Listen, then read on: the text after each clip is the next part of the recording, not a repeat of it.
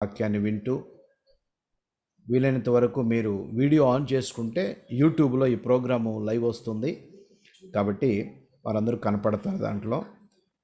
మరి అటు ఇటు మీ పిల్లలు తిరగకుండా, అలాగే మధ్యలో ఫోన్స్ డిస్టర్బ్ చేయకుండా మరి జాగ్రత్తగా వినాలని మనవి చేస్తూ ప్రభు పేరిట మనవి చేస్తున్నాను. ఈ సమయాన్ని దైవజనులు ప్రకాశయ్య గారికి అప్పగిస్తూ ఉన్నాము.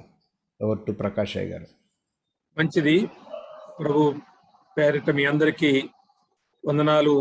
అలాగే నా పక్షంగా కూడా ఈ ప్రోగ్రాంకి జూమ్ ప్రోగ్రాంలో మీరందరూ ఆహ్వానిస్తున్నాను. మరి ఇప్పుడు ఆన్లైన్ లైవ్లో కలుసుకుంటున్నాం. ప్రభు చిత్తమైతే 2, 3, 4 తేదీల్లో ఆఫ్లైన్ లైవ్లో కూడా మనం కలుసుకునే ఏర్పాట్లు ఉన్నాయి. దాని కొరకు కూడా మీ ప్రార్థనలో జ్ఞాపకం చేసుకోండి.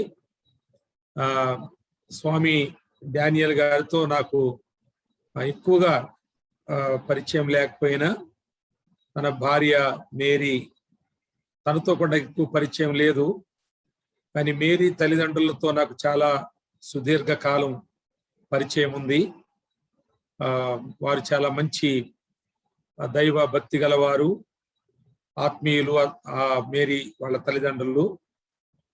అలాగే స్వామి డానియల్ గారిని ఆధ్యాత్మికంగా పెంచినటువంటి ఆయన స్పిరిచువల్ మెంటర్ యేసోత్తరం గారు, నేను రక్షించబడిన తొలుత దినాల్లో నాకు కూడా ఆయన సహవాసముగా చాలా సన్నిహితంగా, బహుశా చాలా మంది ఆయన ఎరగక మునిపే నేను ఆయన ఒకరికి ఒకరముగా ఇద్దరము ఉండేవారము.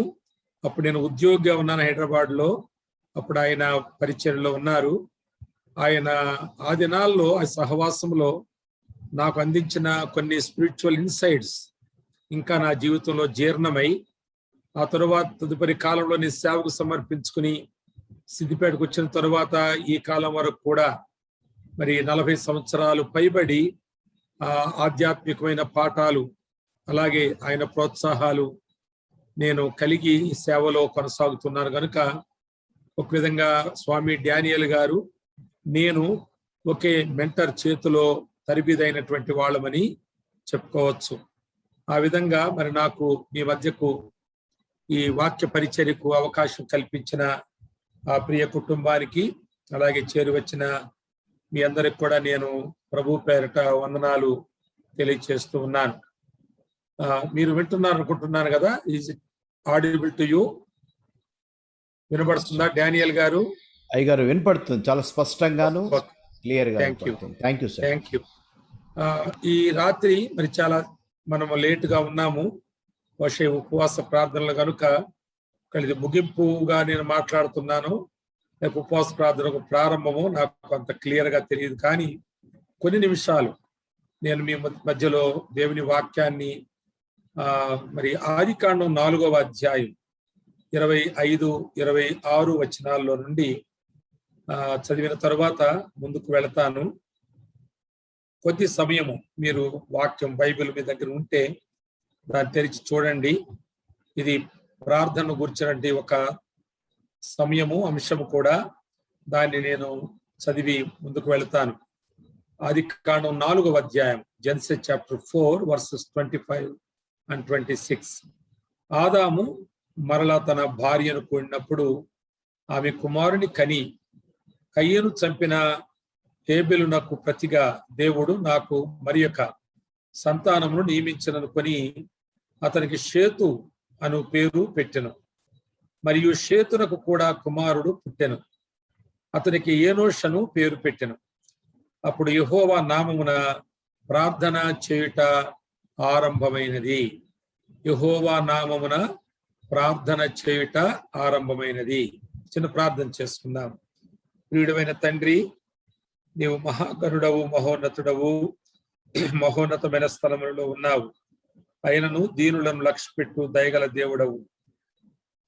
ప్రియ దైవజనుడు స్వామి డానియల్ గారు, మేరీ, వారు ఆలోచించి ప్రార్థించి ప్రారంభించిన ఈ ఉపవాస కూడికల్లో ఈరోజు నేను నీ వాక్యము పంచుటకు మీరు ఎన్నిక చేసుకున్న విధానం కొరకు వాక్య భాగం కొరకే వందనాలు. చేరి వచ్చిన వారిని మమ్మలను చదువుబడిన వాక్యమును మీ హస్తగతం చేసుకుని క్రీస్తు ప్రభు పేరట ప్రార్థించున్నాను తండ్రి.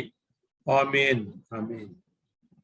ప్రియులారా, ఇక్కడ బైబిల్ గ్రంథంలో ప్రార్థన అనే మాట మొదటిగా వ్రాయబడిన స్థలంలో మరి ఈ వాక్యం మనం చదువుకున్నాం. అప్పుడు యెహోవా నామమున ప్రార్థన చేయుట ఆరంభమైనది. ఆదాము కాలంలో ఆదాము కుమారుడు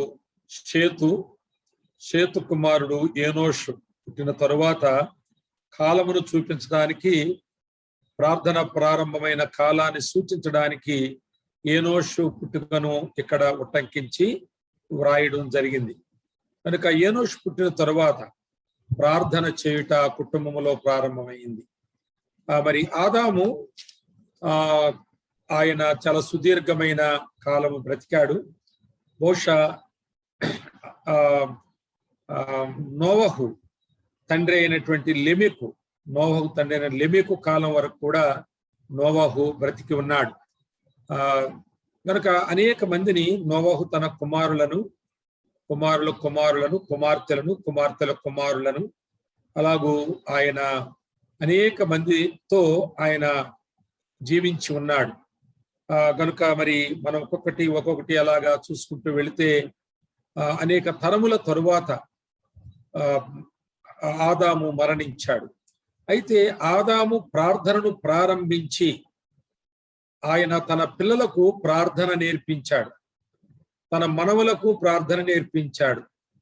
ఆయన తన తరములలో ఉన్న వారందరికీ కూడా ప్రార్థన యొక్క అవసరత సూచించాడు, నేర్పించాడు. ప్రార్థన చేయాలి అనే మాట, ప్రార్థన అనే మాట ఆయన ప్రారంభించాడు. ఇది ఆదాముతో ప్రారంభించబడింది. కనుక ఆదాము ఎందుకు ప్రార్థన వీరికి నేర్పించాడు? ఆదాము వీరికి ఇంకెన్నో నేర్పించవచ్చేమో, కానీ ప్రార్థన నేర్పించాడు. ఇది చాలా ప్రాముఖ్యతను సంతరించుకున్నటువంటి మాటగా ఈ వచనములో రాయబడింది. ఎందుకు నేర్పించాడు అంటే, అసలు తన కుమారుడికి కానీ, తన కుమార్తెలకు కానీ, కుమారుని కుమార్తెలకు కానీ, కుమారుడికి కానీ మనం ప్రార్థన చేయాలి అని ఒకవేళ ఆదాము మొదటిసారిగా అని ఉంటే, మనము దేవునికి ప్రార్థన చేయాలి, యెహోవా దేవునికి మనం ప్రార్థన చేయాలి అని ఉంటే, వాళ్ళు అడుగుంటారు, ఏంటది ప్రార్థన అంటే ఏంటి, మనం ఎందుకు చేయాలి అని వారు తప్పనిసరిగా అడుగుంటారు. అప్పుడు ఆయన వారికి ఏం చెప్పుకుంటాడు? దేని గురించి ప్రార్థన చేయమని ఉంటాడు? ఆరోగ్యాల కొరకనా, ఆస్తుల కొరకనా, లేక ఇంకా ఏదైనా సంపాదన, వారి లోటుపాట్లు తీర్చుకోవడం కొరక అంటే ముమ్మాటికి అలాంటి అవసరత ఆ దినాల్లో వారికి లేదు. మరి ఏమి అవసరతను బట్టి ప్రార్థన చేయాలి? ఈ దినాల్లో మనం ప్రార్థన చేయాలంటే ఏదో ఒక అవసరత మనకు కనబడాలి. మనం వట్టిగా ప్రార్థన చేయం కదా, ఏదో ఒక అవసరత లేకుండా ప్రార్థన చేయం. మనం ఏ అవసరత లేకుండా ప్రార్థన చేయాల్సిన అవసరం కూడా ఏమి లేదు. మనం ప్రభువును ఎల్లప్పుడూ స్తుతించాలి, ఆరాధించాలి. కానీ మనం దేవుని సన్నిధిలో ప్రార్థన చేయడానికి మాత్రం ఏదో ఒక అవసరత తప్పనిసరిగా ఉండాలి. అయితే వీరికి ఏమి అవసరం ఉంది అనేది మనం ఆలోచన చేస్తే, ఆదాము వారికి బోధించిన విషయాలు మనం చాలా సులభంగా చెప్పుకోవచ్చు. ఆదాము తన కుమారుడైన షేతుతో గాని, తనకు పుట్టిన కుమార్తెలతో గాని ఈ ప్రార్థన ప్రారంభించినప్పుడు ప్రార్థన అవసరత ఇలా చెప్పి ఉండొచ్చని మనం తప్పనిసరిగా ఆలోచించవచ్చు. అదేమంటే, తన చరిత్ర వారికి చెప్పుండొచ్చు.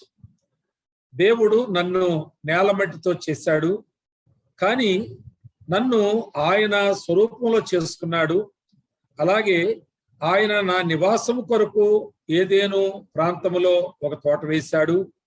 అందులో సర్వ సమృద్ధి గల ఫలవృక్షాలను ఆయన ఉంచి, నేను అవి తింటూ నేను ఆనందంగా ఉండాలని, నేను అవి తింటూ ఎల్లప్పుడూ కూడా బలముగా ఉండాలని, అలాగే నేను పని చేయాలని కూడా ఆయన ఉద్దేశించాడు.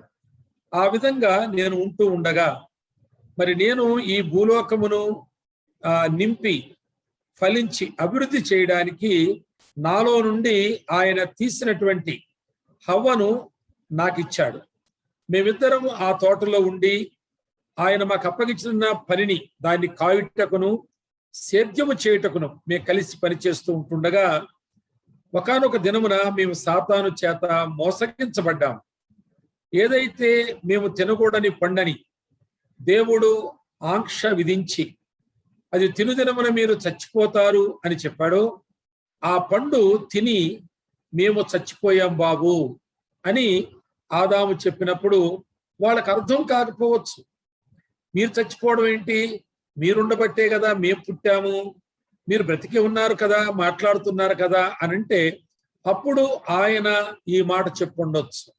నేను ఇప్పుడు శరీరములో బ్రతికున్నాను, శరీర రీతిగా నేను మీకు తండ్రిని అయ్యాను, తాతనయ్యాను, కానీ ఆత్మ సంబంధంగా మేము ఆనాడే చచ్చిపోయాము. ఇప్పుడు మనము ఆ ఆత్మ సంబంధమైనటువంటి చావులో నుండి తిరిగి మనం బ్రతకాలంటే అది మన వల్ల కాదు. నా నుండి మొదలుకొని నాకు వచ్చిన చావు ఇది అందరికీ సంప్రాప్తమైన చావు కనుక మీకు కూడా ఆ చావు ఉంది, రాసి పెట్టబడి ఉంది. కనుక ఇప్పుడు మనము ఆత్మ సంబంధంగా మనం మరలా తిరిగి మనం సమకూర్చబడాలంటే దేవుడే మనలను సమకూర్చాలి, మనలను బ్రతికించాలి. కనుక మనం ప్రార్థన చేయాలి, దేవుణ్ణి వేడుకోవాలి, దేవునికి మనవులు చేయాలి, దేవుని దగ్గర బ్రతిమాలుకోవాలి, దేవుని దగ్గర కన్నీరు కార్చాలి. మనము మరలా తిరిగి ఆత్మ సంబంధముగా బ్రతుకులాగున ఇప్పుడు శారీరకంగా బ్రతుకుతున్నాం, దీనికి చావుంది, ఈ మట్టిలో కలిసిపోయేటువంటి ఒక దినం మనకు ఉంది. కానీ దేవుడు మనలో ఉంచిన ఆత్మ అది దేవునికి దూరమై ఉండకుండాన్నట్లు మరలా తిరిగి మనం ఆత్మ సంబంధంగా కట్టబడాలి.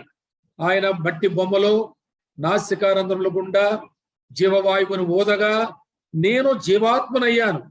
కానీ ఆ సాతాను మాట విని ఆ పండు తిని నేను ఆ ఆత్మను అణగార్చుకొని శరీరములో నేను బ్రతుకుతూ ఉన్నాను బాబు, కనుక మనం ప్రార్థన చేయాలి అని చెబితే, ఏంటి తాతయ్య, ఏంటి నాయన, ఆత్మ సంబంధమైనది నువ్వు కోల్పోయినట్టున్నావు, ఏంటి ఆ కోల్పోయింది, ఆత్మ సంబంధంగా చచ్చిపోయినట్టున్నావు, ఆ ఏ విషయంలో నువ్వు చచ్చిపోయావు అని అడిగితే ఆదాము ఏమి చెప్పుంటాడో కూడా మనం సులభంగా ఊహించవచ్చు. మొదటి విషయం ఏంటంటే, దేవుడు నన్ను ఏదేనులో వేసిన తోటలో ఉంచడానికి కారణం ఏంటంటే, ప్రతి చల్లని పూట ఆయన వచ్చి నాతో సహవాసము చేసేవాడు.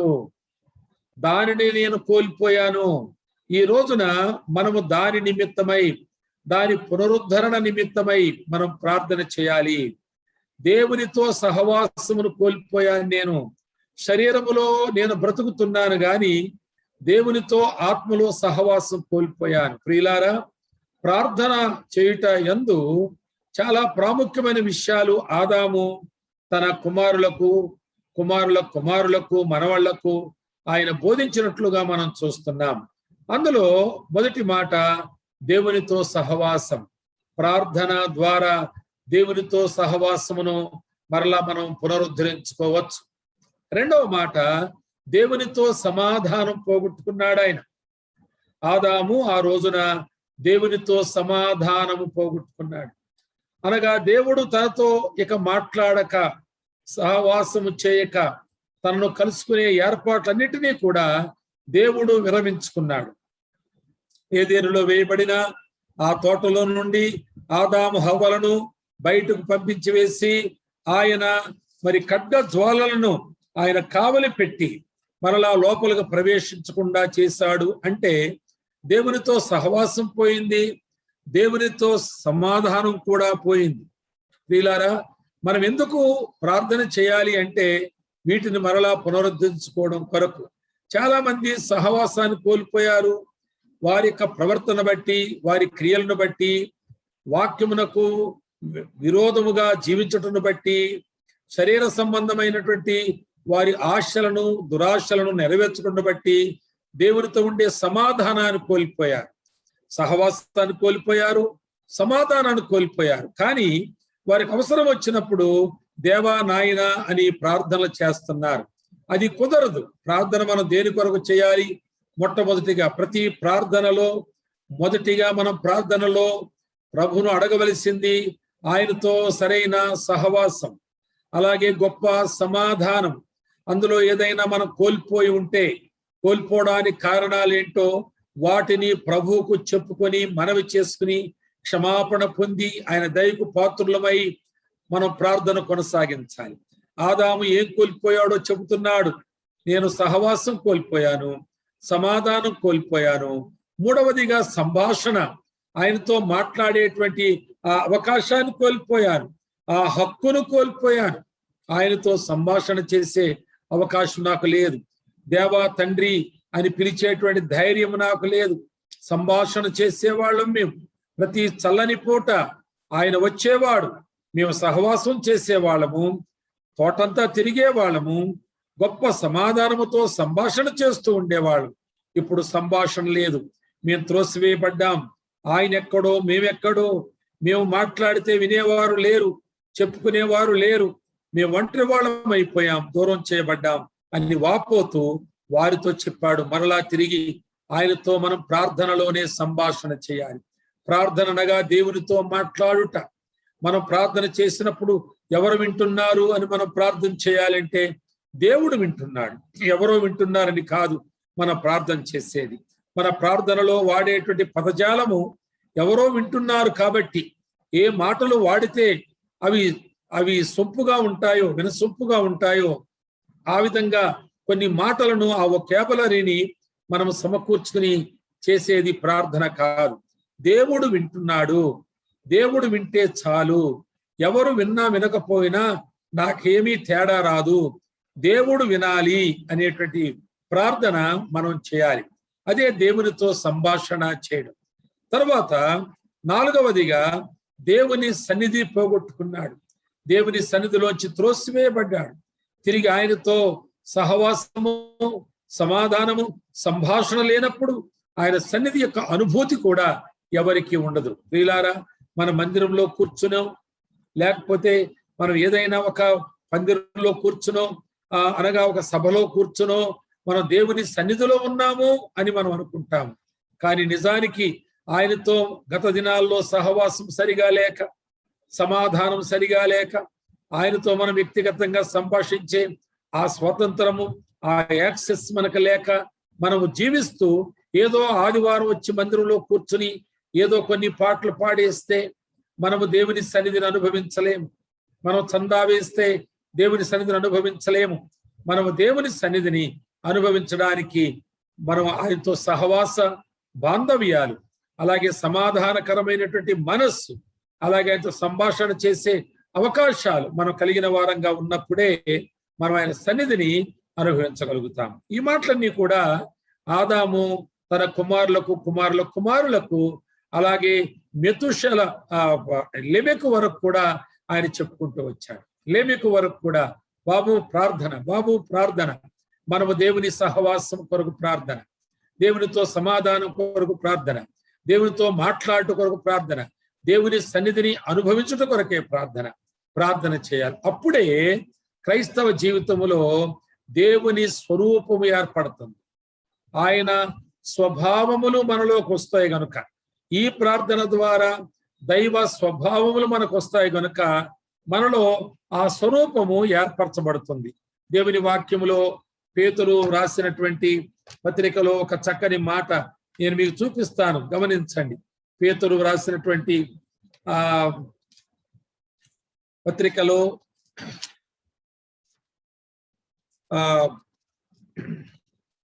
రెండవ పత్రిక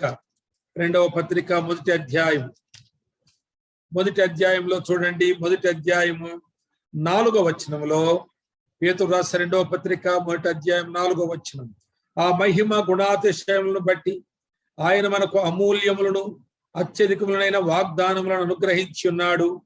దురాశను అనుసరించుట వలన లోకమందున్న భ్రష్టత్వమును ఈ వాగ్దానముల మూలముగా మీరు తప్పించుకుని దేవ స్వభావమునందు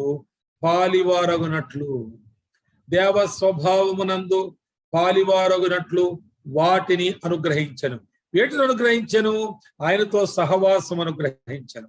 ఆయనతో సమాధానం అనుగ్రహించను, ఆయనతో సంభాషణ చేసేటువంటి హక్కును అనుగ్రహించను, అవకాశమును ఇచ్చెను, ఆయన చెవియొగ్గుట ప్రారంభించెను. ఆయన సన్నిధిని మనం అనుభవిస్తూ ఉన్నాం గనుక ఆయన స్వభావము మనలోనికి వచ్చింది. అందుకే ఆయన స్వరూపములో మనం మార్చబడతాం. ప్రియులారా గమనించండి, ఆదాము దేవుని స్వరూపములో చేయబడినటువంటి వాడు, దాన్ని పోగొట్టుకున్నాడు. దేవుని మహిమలో నివసించవలసిన వాడు, దేవుని మహిమ నుండి ఆయన త్రోసివేయబడినప్పుడు ఆయన స్వరూపము లేదు, ఆ వెలుగు లేదు, ఆ యొక్క గొప్ప గంభీరమైనటువంటి ఆ ఒక దైవ సంబంధమైన ఆకృతి ఆదాము పోగొట్టుకున్నాడు. దీని కొరకు ఇప్పుడు తాను ప్రార్థన ప్రారంభించాడు. మనం ఎవరైనా సరే ప్రార్థన చేయాలంటే దానికి మూల కారణం ఈ లక్షణాలు మనలో ఎల్లప్పుడూ కూడా నివసించాలని మనం ప్రార్థన చేయాలి. ఆదాము ఏది కోల్పోయాడో అది మరలా మనకు గమనించడం ఒక మాట ఉంది కదా, రోమీయులకు రాసిన పత్రికలో మాట మనం చూస్తాము. అందరూ పాపము చేసి వారు పరలోకమును పోగొట్టుకున్నారని లేదు వాక్యములు. అందరూ పాపము చేసి దేవుడు అనుగ్రహించు మహిమను పోగొట్టుకున్నారు. ఆదాము పాపం చేసి దేవుని మహిమను పోగొట్టుకున్నాడు. ఎప్పుడైతే దేవుని మహిమ పోయిందో ఆయన సమస్తమును కోల్పోయాడు. ఆయన బయటికి వచ్చినప్పుడు, ప్రియులారా నేను ఒక మాట ఇలా చెబుతాను, ఈ మాట వేదాంత పరంగా నేనేమి రుజువులు చేయడానికి చెప్పడం లేదు, కానీ నేను మీకు అర్థం కావడానికి నేను ఆదాము స్థితి గురించి ఈ మాట చెబుతున్నాను. ఆదామును దేవుడు చేసినప్పుడు ఆయన తన వలే చేసుకున్నాడు. దేవుడు ఆదామును చేసినప్పుడు తన వలే చేసుకున్నాడు. దేవుడు ఆదామును చేసినప్పుడు తన వలే చేసుకున్నాడు. జంతువును చేసినప్పుడు దేనిని దాని వలనే చేశాడు. బాగా ఈ మాట గమనించండి. ఆయన కుక్కను చేసినప్పుడు కుక్కలాగే చేశాడు, ఆయన ఏనుగును చేస్తే ఏనుగులాగే చేశాడు, సింహాన్ని చేస్తే సింహంలాగే చేశాడు, ఆయన గుర్రాన్ని చేస్తే గుర్రంలాగే చేశాడు. కానీ ఆదామును మాత్రం తన వలే చేసుకున్నాడు. ఇప్పుడు ఆదాము దేవుని యొక్క స్వరూపమును పోగొట్టుకున్నాడు కనుక తాను జంతువులాగే దేవుడు చేసినప్పుడు జంతువు ఎలాగుందో అలాగే ఆదాములాగానే ఉంటే అతడు జంతువు కంటే శ్రేష్ఠుడుగా ఏమీ కనబడలేదు. ఆయన జంతువు కంటే వ్యత్యాసంగా ఆయన ఏమీ కనబడలేదు. వాటన్నిటికీ దేవుని స్వరూపము లేదు, దేవుని స్వభావము లేదు. కానీ ఆదాముకు దైవ స్వభావము, ఆయన స్వరూపము ఆయన అనుగ్రహించాడు. ఎప్పుడైతే అది కోల్పోయాడో, ఆయన ఏదేనులో కూడా జంతువులు లేవు, ఏదేను ప్రాంతములో జంతువులు లేవు, ఆ తోటలో జంతువులు లేవు, అక్కడ ఆదాం మాత్రమే ఉన్నాడు. ఒకానొక దినమున ఆదాముకు భార్యను సెలెక్ట్ చేయడానికి జంతువుల్ని రప్పించాడు. ఆయన బయట నుండి లోపలికి రప్పిస్తే ఆదాం పేర్లు పెట్టి వాటిని బయటికి పంపించేశాడు. కనుక జంతువులు లేవు అక్కడ. ఈయనే ఉండేవాడు. అది మనుషుండడానికి, ఆదాముండడానికి అది ప్రత్యేకంగా వేసిన స్థలం. ఏదేను అనే మాటకు ఉల్లాసము అని అర్థం. అనగా ఎల్లప్పుడూ ఆనందించే స్థలం, ఎప్పుడూ కూడా ఆ డిలైటింగ్ గా ఉండేటువంటి ఒక వ్యక్తిత్వం ఆదాములో ఉండేది, ఒక ఉల్లాసం ఆయనలో ఉండేది. ఎప్పుడూ కూడా సంతృప్తిగా ఉండేవాడు, ఎప్పుడూ కూడా సంతోషంగా ఉండేవాడు. ఇప్పుడు బయటికి వెళ్ళిన తర్వాత జంతువులు ఏ స్థాయిలో ఉన్నాయో అవి బయట ఎక్కడెక్కడ ఎలా తిరుగుతున్నాయో అక్కడికి త్రోసివేయబడ్డాడు. అక్కడ ఇప్పుడు జంతువులు ఎక్కడ నివాసం చేస్తున్నాయో తాను అక్కడ నివాసం చేయవలసి వచ్చింది. అలాగున తన జీవిత యొక్క పతనాన్ని ఆ పాపము తన మీద తీసుకువచ్చినప్పుడు ఇప్పుడు తన కుమారులతో మనవలతో చెబుతున్నాడు. ఆయన లెమెకు వరకు ఈ మాట చెప్పుకుంటూ వెళ్ళాడు. ఎవరైనా నన్ను ఆదాం ఏం చేశాడు, 930 ఏళ్ళు బ్రతికాడు కదా, ఆ తరువాత ఏం చేశాడు తనంటే, నేను ఖచ్చితంగా ఈ మాటే చెబుతాను, ఈ ఒక్క మాట చెబుతాను నేను. అదేం మాట అంటే, ఆదాము తన పిల్లల పిల్లల పిల్లల పిల్లల పిల్లలకు ప్రార్థన నేర్పించాడు. ఏంటా ప్రార్థన? బాబు, మనము దేవుని స్వరూపంలో ఉండాలి, దేవుని స్వభావంతో ఉండాలి, దేవునితో సహవాసం చేయాలి, దేవునితో సమాధానం కలిగి ఉండాలి, దేవునితో సంభాషణ చేయాలి, దేవుని సన్నిధిని అనుభవించాలి, దేవుని యొక్క స్వరూపములో జీవించాలి. మనము దానికి ప్రార్థన ఒకటే అవకాశం, మరి అవకాశం లేదు అనే మాట. ఆయన లెమెకు వరకు కూడా ఒకటే ప్రసంగం, ఆదాము ప్రసంగం ఒకటే ప్రసంగం, దేవునికి ప్రార్థన చేయాలి అనే ప్రసంగం. ప్రియులారా, బెంగళూరులో ఉన్నటువంటి వారు, ఎక్కడెక్కడ ఉన్నవారు ఈ జూమ్ లో జాయిన్ అయ్యారు, వారికి ఆదాము చేస్తున్న ప్రసంగం ఒక్కటే, కొన్ని మాటల ప్రసంగం. మీరు ప్రార్థన చేయాలి అంతే. దేని కొరకండి? ఆదాము గారు అంటే ఆయనతో సహవాసము కావాలని, ఆయనతో సమాధానంగా ఉండాలని, ఆయనతో సంభాషణ చేయాలని, ఆయన సన్నిధిని అనుభవించాలని, ఆయన స్వరూపములో మనం జీవించాలని అడగాలి, ప్రార్థన చేయాలి అనే మాట. ఇక్కడ మరొక మాట చెప్తాను వినండి. ఈ విధమైనటువంటి లక్షణాలు ఆదాములో ఉన్నప్పుడు ఆదాము దేవునికి స్నేహితుడుగా ఉన్నాడు, సన్నిహితుడుగా ఉన్నాడు, ఆయనతో సంచరించేవాడుగా ఉన్నాడు. ఆయన సన్నిహితుడుగా ఉన్నాడు, స్నేహితుడుగా ఉన్నాడు, సంచరించేవాడుగా ఉన్నాడు. ఎంత ధన్యకరమైన జీవితం ఒక పాపము పోగొట్టిందో చూడండి. ఈనాడు చాలా మంది మనలో, అందుకే 66వ కీర్తనలో 18వ వచనంలో ఒక మాట అంటాడు కీర్తనకారుడు, నీ హృదయములో పాపమును నువ్వు లక్ష్యము చేసిన ఎడల, 66వ కీర్తనలో 18వ వచనంలో, నీ హృదయములో పాపమును లక్ష్యము చేసిన ఎడల దేవుడు నీ మనవి వినకపోవును, నీ ప్రార్థన ఆలకించడు, నీ మొరకు చెవియొగ్గడు అనే మాట 66వ కీర్తనలో 18వ వచనంలో మనం చూస్తాం. ఇక్కడ నీవు పాపము చేసిన ఎడలని చెప్పలేదు, నువ్వు పాపంలో పడిపోతే అని చెప్పలేదు. నీ హృదయములో పాపమును లక్ష్యం చేస్తే, పాపము నీ హృదయములో ఆలోచనలో ఉంటే, నీ అభిప్రాయముల్లోనికి పాపము సోకితే నీ ప్రార్థన దేవుడు వినడు. ఎందరో ఇలాంటి వారు ప్రార్థన చేస్తున్నారు. ప్రియులారా, ఇలాంటి వారు ఎందరో. నేను ఎరుగుదును ఒక ఆయన్ని, ఆయన అనేక మంది కొరకు ప్రార్థన చేస్తున్నాడు. చాలా మంది వస్తున్నారు నూనె సీసాలు తీసుకుని, ఆయన టేబుల్ చుట్టూ పెడుతున్నారు, ఆయన ప్రార్థన చేసి పంపిస్తాడు. ఆయన ప్రార్థన కొరకు పడుగాపులు పడి కూర్చుంటూ ఉంటారు చాలా మంది. కొందరైతే అక్కడ నూనె సీసాలు పెట్టి వెళ్ళిపోయి, ఈయన ప్రార్థన చేసి వదిలేసి ఈయన వెళ్ళిపోతే తర్వాత వాళ్ళు సీసాలు తీసుకుని వెళ్తారు. అలాంటి ఒక ఆయన నేను కలిశాను, వారి ఇంట్లోనే ఇది జరుగుతూ ఉంది, నేను కలిశాను. అయితే ఆ ఇంట్లో నాకిద్దరు స్త్రీలు కనిపించారు. ఇంకెవరు లేరు ఆ ఇంట్లో, ఎవరో పని చేసేటువంటి వాళ్ళు ఉన్నారు కావచ్చు. నేను బయటకు వచ్చిన తర్వాత ఒక ఆయనతో చెప్పాను, నేను పలానా స్థలానికి వెళ్ళాను, పలాని ఆయన కలుసుకున్నానంటే, అయ్యో ఆయనకి ఇద్దరు భార్యలు కదా అన్నాడు. నేనన్నాను, ఏమో నాకు తెలియదు బ్రదర్ ఆ సంగతి అన్నాను. నేను ఇద్దరు భార్యలు ఆయనకి అన్నాడు. అప్పుడు ఒకసారి నేను ఆయన కలిస్తే అడిగాను, చాలా జనాల తర్వాత నాకు మార్కెట్లో కలిశాడు. అప్పుడు నేను అడిగాను, ఏంటండి మీ గురించి ఇలా విన్నాను బ్రదర్, మీరు చాలా, నాకంటే చాలా పెద్దవాడు కూడా అప్పటికి. అయితే ఇలా విన్నాను అంటే ఆయన అన్నాడు, మీకు తెలీదా బ్రదర్, నాకు మొదటి నుంచి ఇద్దరే కదా అన్నాడు ఆయన. అయితే ఇదేంటండి ఇద్దరు భార్యలు అంటే, ఏమి లేదండి, మా పెద్ద భార్య ఎవరైతే ఉన్నారో మొదలు చేసుకున్నామో సొంత చెల్లే ఆమె, ఆమెను కూడా మా మామగారే నన్నే చేసుకోమని నాకే ఇచ్చారు. ఎంతో ఏ తప్పు లేదు, ఏ విధమైనటువంటి వెనకబాటు లేకుండా, సంకోచించకుండా ఆ మాట చెబుతున్నాడు. కానీ అనేకులకు ప్రార్థన చేస్తున్నాడు.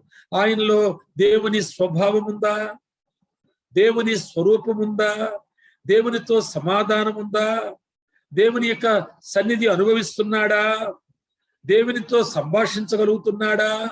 ఈయన ప్రార్థనలు ఎటుపోతున్నాయి, ఎవరికి చేస్తున్నాడు? ఇద్దరు భార్యలు పెట్టుకుని తాను ప్రార్థన చేస్తూ ఉన్నాడు. కనుక ఈ రోజున అది బహిరంగ పాపము, కానీ కొన్ని రహస్య పాపాలు చేస్తున్నటువంటి వారు కూడా ప్రార్థన చేస్తున్నారు. ఎప్పుడైతే నువ్వు పాపం చేశావో ఏ భేదము లేదు, అందరూ పాపం చేసి పరలోకం పోగొట్టుకున్నారని లేదు, దేవుని మహిమను పోగొట్టుకున్నారు. వీళ్ళారా, దేవుని మహిమను పోగొట్టుకున్నారు. పాపము చేసేవాడు దేవునితో ఉండే సంబంధాన్ని పోగొట్టుకున్నాడు. అలాంటి సంబంధాలు పోగొట్టుకుని కూడా ప్రార్థన చేసేవాళ్ళు ఉన్నారు, ప్రార్థన చేయించుకునే వాళ్ళు కూడా ఉన్నారు. మందిరములో మోషే ఉపవాస ప్రార్థనలో పాల్గొనే వాళ్ళు కూడా ఉన్నారు, సంఘ ప్రార్థనలో పాల్గొనే వాళ్ళు ఉన్నారు. పాపములో ఉండి ప్రార్థన చేయుట. కీర్తనకారుడు 66:18 అంటున్నాడు, నీ హృదయములో పాపము లక్ష్యము చేస్తే, నువ్వు పాపము చేస్తే కాదు, అది లక్ష్యము చేస్తే నీ ప్రార్థన ఆయన వినడు. ఈ అనుభవము ఆదాము తన జీవిత కాలం అంతా ప్రకటిస్తూ వచ్చాడు. ఆయన ఒకటే ప్రసంగం, అది ప్రార్థన ప్రసంగం. ఆ ప్రార్థనల అంశాలు ఏంటంటే దేవుని యొక్క సారూప్యంలోనికి మార్చబడడం అనేది అంశం. కనుక ప్రియులారా, దేవుని స్నేహితుడు అని చెప్పినప్పుడు ఆ స్వభావములు బట్టి ఆయన స్నేహితుడు. మరి మనము ఒక మాట యాకోబు పత్రికలో మనం చూస్తే 2వ అధ్యాయంలో 23వ వచనం, యాకోబు పత్రిక 2వ అధ్యాయం 23వ వచనం చదువుతారు, వినండి. యాకోబు పత్రిక, జేమ్స్ చాప్టర్ 2:23. కాబట్టి అబ్రహాము దేవుని నమ్మెను, అది అతనికి నీతిగా ఎంచబడెను.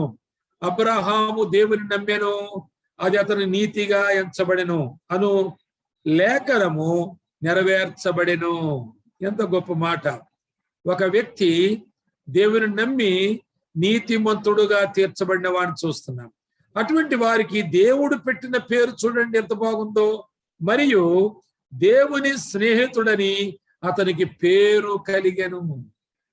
మనం అబ్రహాముని పిలిచినా అబ్రహాం పలుకుతాడు, ఓ దేవుని స్నేహితుడా అని మనం పిలిచినా అబ్రహామే పలుకుతాడు. అర్థమైందా? దేవునితో స్నేహం, ఆదాము పోగొట్టుకున్న అనుభవం. ఈ స్నేహం మరలా ఎవరు సంపాదించుకున్నారు అంటే మనం చాలా స్పష్టంగా అబ్రహాము సంపాదించుకున్నాడని అక్షరార్థంగా చూస్తున్నాం. ఇంకెవరో సంపాదించుకునే చెప్పడానికి ఈ మాట చెప్పడం లేదు, కానీ అక్షరార్థంగా మనం చూసే మాటను నేను చెబుతూ ఉన్నాను.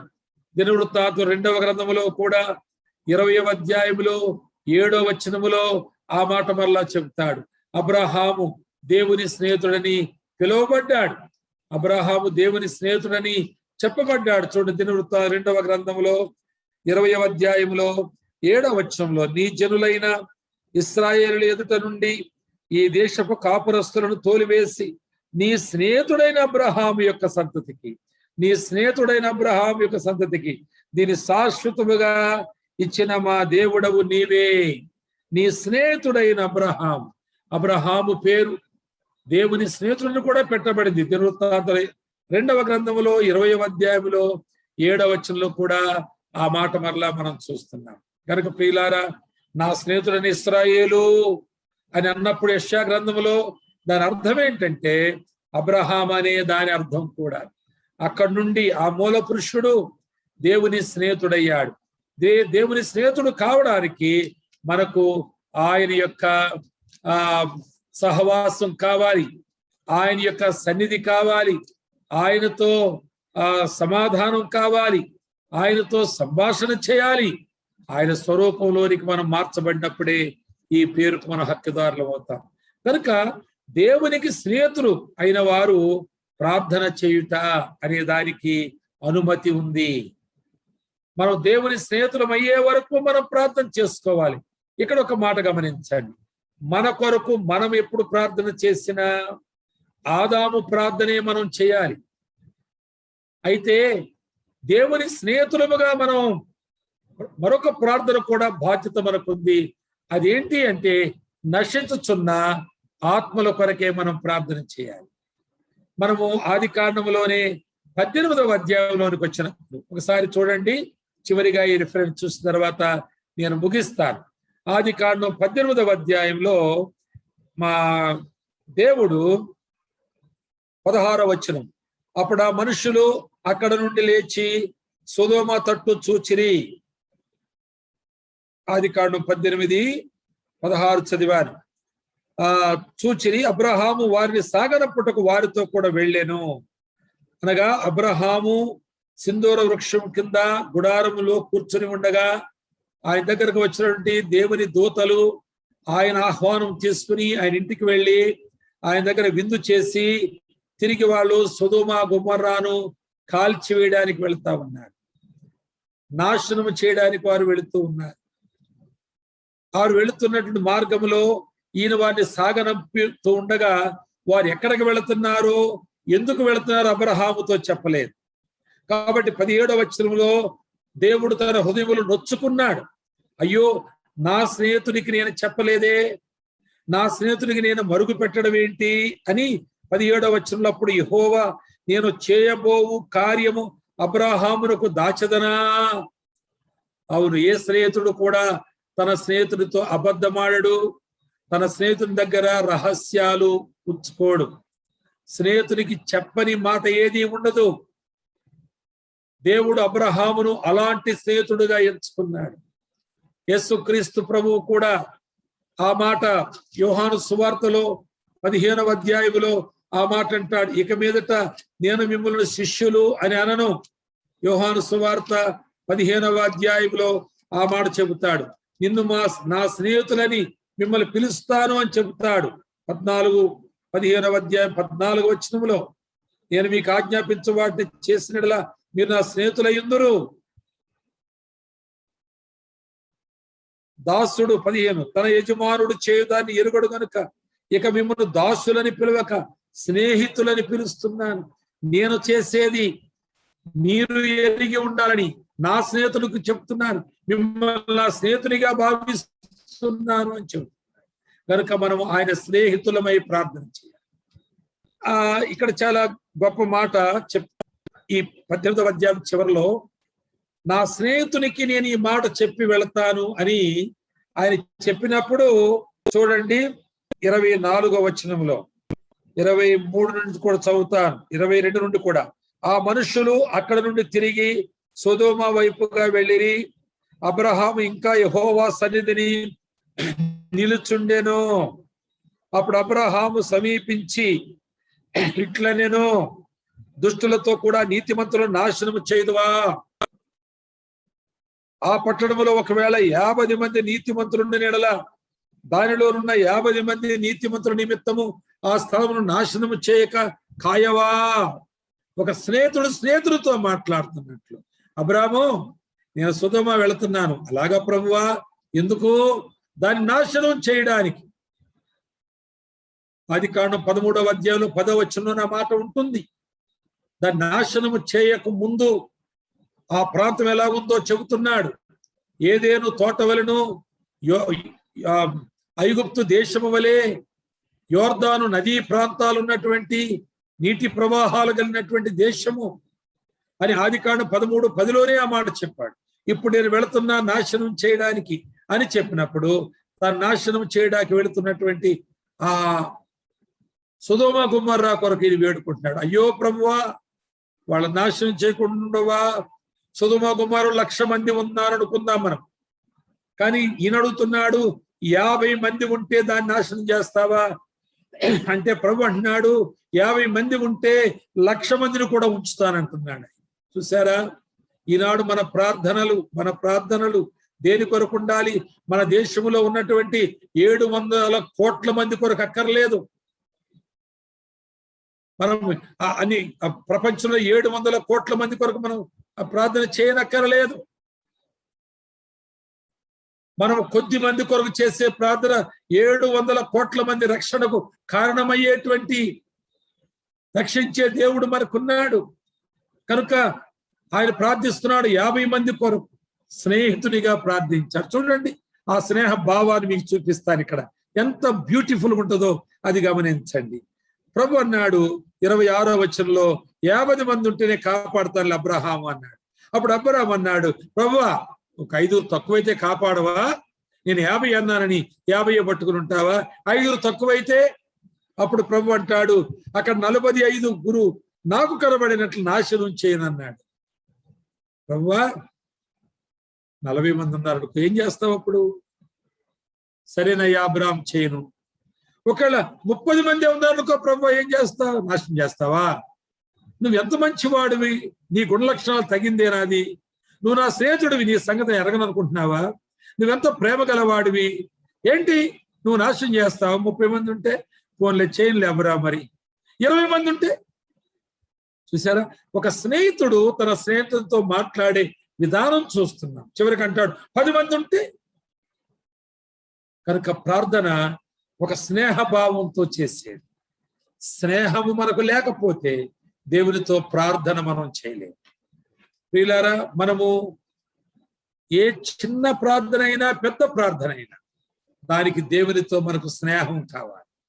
ఆ స్నేహంలో ఏముండాలి, ఆ స్నేహం ఏ విధంగా చేయగలమంటే ఆయనతో సహవాసం ఆదాము కోల్పోయింది, ఆయనతో సమాధానం ఆదాము కోల్పోయింది, ఆయనతో సంభాషణ ఆదాము కోల్పోయింది, ఆయన సన్నిధి ఆదాము కోల్పోయింది, ఆయన స్వరూపము ఆదాము కోల్పోయింది. ఇవి మనలో లేకపోతే ఆయనతో మనం స్నేహం చేయలేమని ఆదాము తన షేతు అనే కుమారుని మొదలుకొని లెవెకు వరకు ప్రార్థనా ప్రసంగికుడుగా ఉన్నాడు. సోదరుడా, సోదరి, మీరు ఎలాగున్నారు? ఏదో మన అవసరం వస్తే ప్రార్థన చేసేడు, ఏదో ఒక కాలములో కొన్ని దినాలు పెట్టుకుని ఉపవాసాలు ఉండడం అనేది సరే, కానీ గమనించండి, మనం ప్రార్థన చేయాలంటే, ఆ ప్రార్థన దేవుడు వినాలంటే, ప్రార్థన చేసే అర్హత మనకు కావాలంటే, దేవుడు మన ప్రార్థన వినేటువంటి యోగ్యులు మనం కావాలంటే, దేవుడు మన ప్రార్థన వింటాడనే వాగ్దానం మన కొరకు నెరవేర్చబడాలంటే మనం ముందుగా ఆయన స్నేహితులు కావాలి. దాని కొరకు ఆదాము ప్రసంగం చేశాడు, ప్రార్థన నేర్పించాడు. మనం కూడా మన సంఘానికి, మన కుటుంబానికి మన ప్రార్థన నేర్పిందాము. మన కుటుంబం అందరూ, మన సంఘములో ఉన్న వారందరూ దేవునికి స్నేహితులుగా మారే వరకు మన ప్రార్థన ఆయన ఆలకించలేదు. మీ హృదయములో పాపమును లక్ష్యము చేశాడు, మీ మనవి ఆయన వినకపోవు. అందుకే దినవృత్తాంతం 2వ గ్రంథం 7వ అధ్యాయం 14వ వచనంలో, దేశము పాడైపోతుండగా, వర్షం ఆగిపోయి ఉండగా, వ్యాధులు వ్యాపించి ఉండగా మీరు ప్రార్థన చేయడానికి మొట్టమొదట మీరు చెడుతనమును విసర్జించండి అని ఆ గ్రంథంలో చాలా చక్కగా దినవృత్తాంతం 2వ గ్రంథంలో 7:14 స్పష్టంగా వ్రాయబడింది.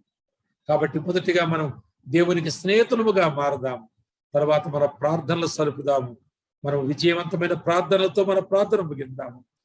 యోబు గురించి చెబుతుంటాడు, యోబు అంటాడు ఒకసారి 9వ అధ్యాయం, నేను ప్రార్థన చేసి ప్రత్యుత్తరము పొందిన వాడనైనా నేను అంటాడు. మన ప్రార్థన ప్రత్యుత్తరము తీసుకుని రావాలి, దేవుని దగ్గర జవాబు తీసుకుని రావాలి. అంటే ముందు మనం ఆయన ఒకటి కావాలి, స్నేహితులు కావాలి, చేయి పట్టుకుని నడవాలి, సంభాషణ చేయాలి, ఇద్దరు ఒకే స్వరూపం ఉండాలి. సాతానుడు దేవుడు చూసినా, సాతాను నిన్ను చూసినా, దేవుడెవరో నువ్వెవరో ఆదామెవరో అర్థం కాకుండా పోయింది సాతానికి. అంతకాలం ఆదాం అలాగే ఉన్నాడు. దేవుడు ఆదాం వెళుతూ ఉంటే సాతానుడు చూసి, ఇందులో ఎవరు దేవుడెవరు, ఆదామెవరు అని ఆలోచించవలసిన ఆ అనుమానం వచ్చేటువంటి పరిస్థితుల్లో వారిద్దరి రూపాలు ఒకలాగే ఉన్నాయి. అలాగే మన స్వరూపాలు మారాలి, మన స్వభావం మారాలి, మన స్నేహం భావం కావాలి. అటువంటి కృప దేవుడు మీ అందరికి అనుగ్రహించును గాక. అందరికీ నిండు వందనాలు తెలియజేస్తున్నాను. థ్యాంక్ యూ, అందరికి వందనాలు. దైవ సేవకులు ప్రకాష్ అయ్య గారికి మా నిండైన హృదయంతో వందనాలు తెలియజేస్తున్నాము. మీ అమూల్యమైన సమయాన్ని మాతో పంచిపెట్టినందుకు, అలాగే మీ మాటలను బట్టి మేము ఎంతో ఆదరించబడ్డాము, బలపరచబడ్డాము, సరిచేయబడ్డాము, దిద్దబడ్డాము. అందును బట్టి దేవునికి మహిమ చెల్లిస్తున్నాము.